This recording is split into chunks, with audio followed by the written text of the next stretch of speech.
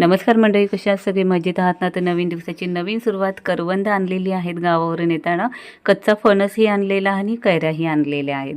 तर मी म्हटलं आज ना तुम्हाला करवंदाची चटणी करून दाखवावी.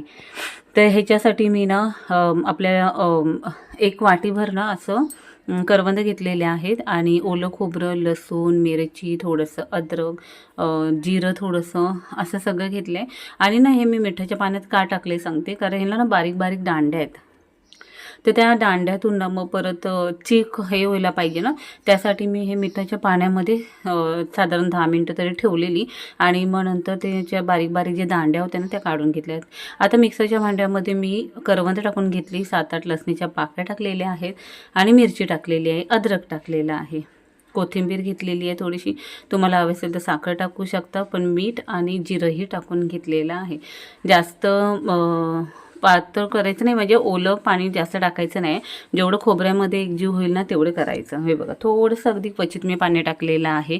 आता मी कैरीची चटणी ही लवकरच टाकेल. तर ही करवंदाची चटणी झालेली आहे. मुलंही आवडीने खातात आणि मोठेही आवडीने खातात. तर हे सीझन चालू झालेलं आहे. करवंद, कैरी, फणस, आंबे, आहा, कोकणात तर हे मिळणारच. तर चला, हा मिनी व्लॉग कसा वाटला कमेंट्समध्ये नक्की सांगा. बाय, टेक केअर, काळजी घ्या सगळ्यांनी.